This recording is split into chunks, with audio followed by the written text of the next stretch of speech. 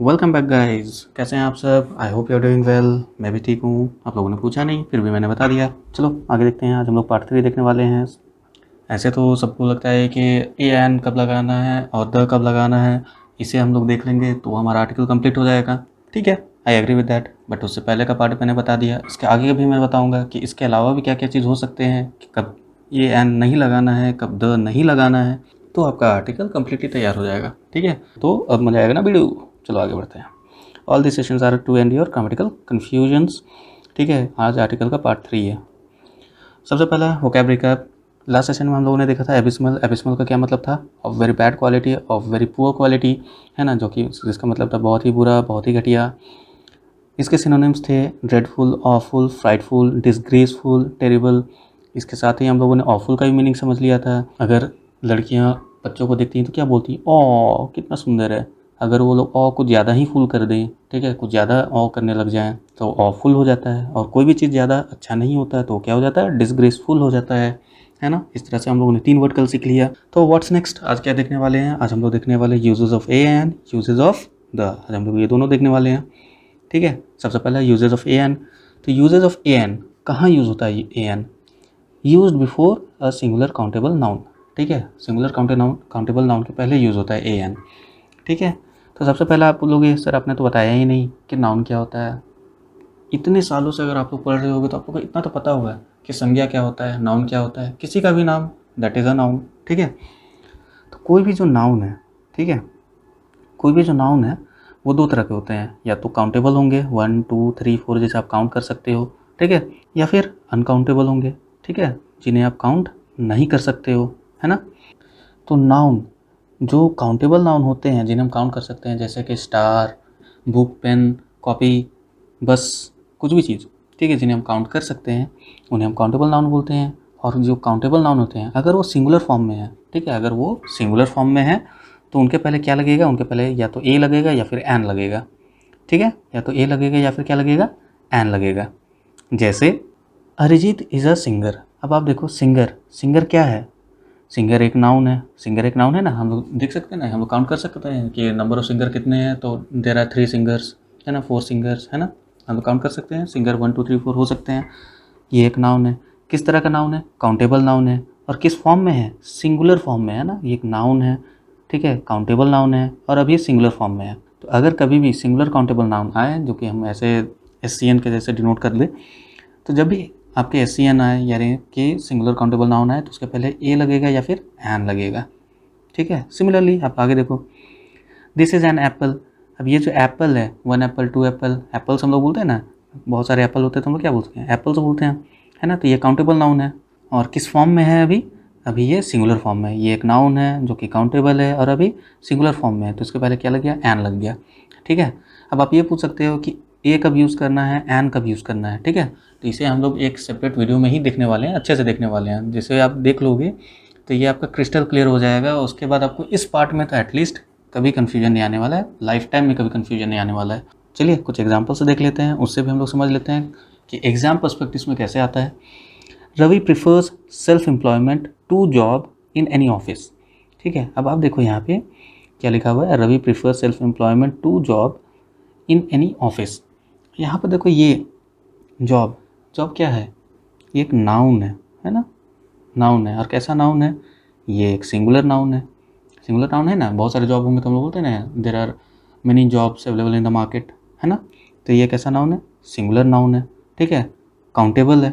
ये एक सिंगुलर है, काउंटेबल है, नाउन है ना। ये नाउन है जो कि काउंटेबल है, सिंगुलर भी है। तो अगर ये एस हो गया, सिंगुलर काउंटेबल नाउन हो गया, तो क्या हो गया? इसके पहले हम लोग को क्या लगाना होगा? ए या एन लगाना होगा। अभी क्या लगेगा यहाँ पर? अ लगेगा। क्यों लगेगा? क्योंकि यहाँ पर अ जॉब होता है। ठीक है, ए एन कब यूज़ करना है हम लोग अच्छे से देख लेंगे। अभी जस्ट एक एग्जाम्पल के थ्रू ये जो सिंगुलर काउंटेबल नाउन्स होते हैं इसे समझ लो, है ना। जैसे यहाँ पर देखो, it being a rainy day most of the people out on the street wear, ठीक है, it being a rainy day most of the people out on the street wear holding umbrella. अब आप देखो, it being a rainy day, day 1 day 2 day 3 day होता है, हम लोग days लिखते हैं, है ना। नाउन्स काउंटेबल है या अनकाउंटेबल है कैसे हम लोग जानते हैं? हम लोग ये देख लेते हैं कि उसके बाद हम लोग एस लगा सकते हैं कि नहीं। एस, अगर हम लोग किसी भी नाउन के बाद अगर हम लोग एस या ई एस लगा देते हैं तो वो क्या हो सकता है, वो काउंटेबल हो जाता है। लेकिन अगर हम लोग एस या ई एस अगर उस पर नहीं लगा सकते हैं तो क्या हो जाता है, अनकाउंटेबल हो जाता है। ठीक है, तो अब यहाँ पे देखो डे, डे जो है ये डेज हो सकता है ना, तो ठीक है, ये क्या है, ये एक नाउन है जो कि काउंटेबल है। ठीक है, किस फॉर्म में है, देखो डे सिंगुलर फॉर्म में है, तो अगर ये एस सी एन हो गया यानी कि सिंगुलर काउंटेबल नाउन हो गया तो क्या लगेगा, इसके पहले हम या तो ए लगेगा या एन लगेगा। ठीक है, तो अभी यहाँ पर क्या लगेगा, ए लगेगा, है ना, it being a rainy day. Similarly laser beams can carry long distance signals in way somewhat similar to radio waves. अब देखो यहाँ पर जो वे है, वे ये क्या है, सिंगुलर काउंटेबल नाउन है क्या, एकदम है, क्योंकि हम लोग वेज बोलते हैं ना। ठीक है, देयर आर मेनी वेज, है ना, तो अगर ये काउंटेबल नाउन है, अगर ये काउंटेबल नाउन है और अभी अभी तो ये सिंगुलर फॉर्म में है ना, तो अभी अगर ये सिंगुलर फॉर्म में है तो हम लोग इसके पहले क्या लगा सकते हैं, ए या एन लगा सकते हैं। तो यहाँ क्या लगेगा, यहाँ अ लगेगा। ठीक है, हम लोगों ने जनरली अभी जितने भी एग्जाम्पल्स लगाए हैं सब में अ का यूज़ देखा है। क्यों देखा है, क्योंकि हमें जस्ट एक आइडिया समझना था कि सिंगुलर काउंटेबल नाउन्स होते हैं उसके पहले ए या एन लगता है ना। और हम लोग इसे डिटेल्स में देखेंगे कि कब ए लगेगा कब एन लगेगा। उसके लिए मैंने सेपरेट पार्टी बना के रखा हुआ है सो दैट आपको रिमेंबर करने में आसान हो। ठीक है, तो चलिए अब आपको क्लियर हो गया होगा कि यूजेस ऑफ ए एन कब लगता है ना, कब लगता है, जब भी आपका कोई सिंगुलर काउंटेबल नाउन आता है तो उसके पहले ए या एन लगता है। ठीक है, अब कुछ इडियोमैटिक फ्रेजेस होते हैं जिन्हें हमें याद कर लेना चाहिए। ठीक है, क्योंकि ये इडियोमैटिक मतलब क्या हुआ, मुहावरा। ठीक है, मुहावरा टाइप के होते हैं। ठीक है, जिसमें कोई चेंजेस हम लोग नहीं करते हैं, है ना, तो उनके जो ओरिजिनल फॉर्म्स होते हैं हम लोग उसी में यूज़ करते हैं। जैसे a lot of, a great deal of, a good deal of, a large quantity of, a large amount of, a great deal of, a good many of, a number of, a large number of, a great number of. आपको ये सब काफ़ी general phrases हैं जो आपको ऐसे पता होंगे। कुछ स्पेशल भी होते हैं। ठीक है, जैसे देखो ईट अ हम्बल पाई। ठीक है, इसमें बहुत कन्फ्यूजन होता है कि इसका मतलब क्या होता है। इसमें आप गड़बड़ हो सकता है कि ईट द हम्बल पाई होगा या ईट अ हम्बल पाई होगा, है ना। तो कुछ कुछ जो फ्रेजेस हैं उसे आपको याद रखने होंगे। जैसे ईट a humble pie in dilemma नहीं होता है, इन अ डिलेमा होता है। ठीक है, in good mood in bad mood नहीं होता है, in a good mood in a bad mood. Go for a walk, have a sleep, have a chat, है ना। ध्यान देना, ये सब काफ़ी कॉमनली मेड मिस्टेक्स हैं, है ना। ये सब जो फ्रेजेस हैं इसमें बहुत ज़्यादा मिस्टेक करते हैं लोग, पता ही नहीं होता है कि इनमें आपका आर्टिकल का भी यूज़ होगा बीच में, है ना। Eat humble pie, in a dilemma, in a good mood, in a bad mood. ठीक है, go for a walk, have a sleep, have a chat, have a fight, take a risk, है ना। हम लोग क्या बोलते हैं, टेक रिस्क नहीं, टेक रिस्क नहीं होता, टेक अ रिस्क होता है ना। टेक रिस्क नहीं होता, क्या होता है, take a risk. Take a rest, हाँ, हम लोग बोलते हैं you should go and take rest, नहीं, you should go and take a rest, है ना।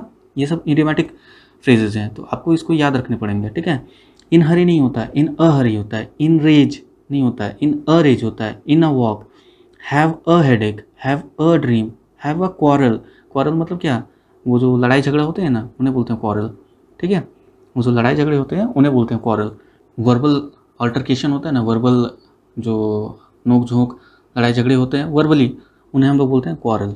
ठीक है, तो have a quarrel, make a noise, बच्चे that is children don't make noise, they make a noise. ठीक है, take a hint, take a meal, कुछ और भी होते हैं। जब प्रैक्टिस सेशन में जाएंगे तब हम उनके यूजेस के साथ देखेंगे तो फिर होगा आपको थोड़ा और अच्छे से क्लियर हो जाएगा। बट आपसे रिक्वेस्ट यही रहेगा कि आप इसका एक स्क्रीनशॉट ले लो और आप इसे 2-3 बार पढ़ जाओ। ठीक है, 2-3 बार एटलीस्ट पढ़ जाओ, क्योंकि ये कॉमनली मेड मिस्टेक्स हैं। Please take a look on it. कुछ एग्जांपल्स देख लेते हैं, जैसे Ankit's habit of delaying his work put his colleagues to lot of trouble.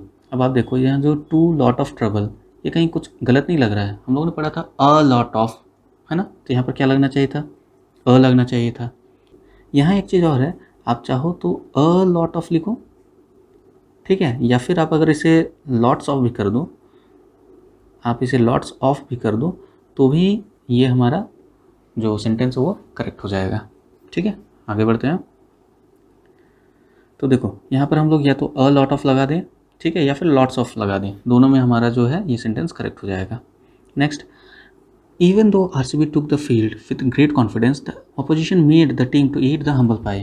RCB took the field with great confidence, the opposition, ठीक है, जो make the team eat the humble pie। अब देखो eat the humble pie ये क्या है, हम लोगों ने पढ़ा था ना कि eat a humble pie होता है जो कि idiomatic है। ठीक है। अगर इडियोमेटिक फ्रेजेस हो, ठीक है, मुहावरे टाइप वाले फ्रेजेस हो, इडियोमेटिक फ्रेजेस हो, तो उसे हम एज इट इज़ यूज़ करते हैं, उसमें कोई चेंजेस नहीं होता है। तो यहाँ क्या होना चाहिए, द का जगह क्या होना चाहिए, यहाँ पर अ होना चाहिए, है ना। ईट अ हम्बल पाई।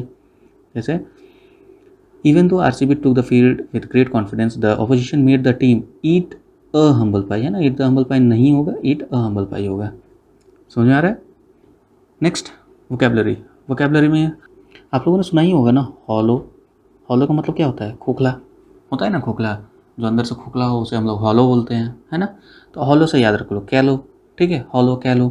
इसका क्या मतलब होता है, a person who is inexperienced and immature.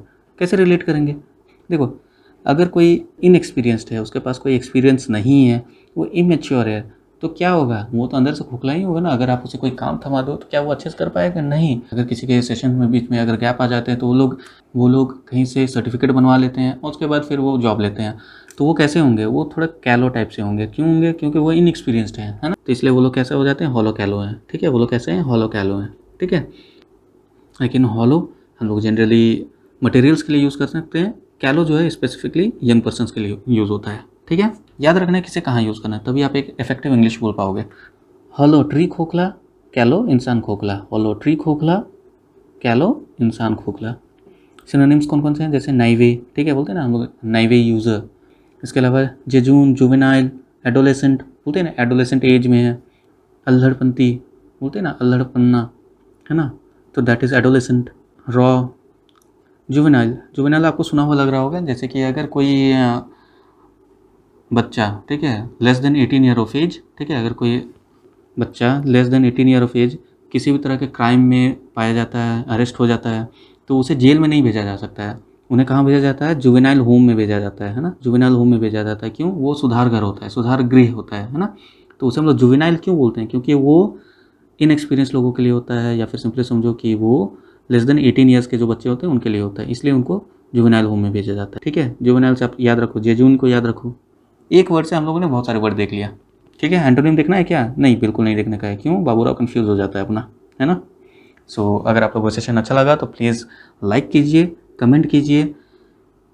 आप चैनल पे पहली बार आए हो तो सब्सक्राइब कर लेना। आपको लगा कि आपने कुछ नया सीखा तो इसे शेयर करना, ठीक है। Save water, save tree, save earth, avoid single use plastic, क्योंकि एनवायरनमेंट को हमें बचाना है। Thanks for watching. जय हिंद, जय भारत। Thank you.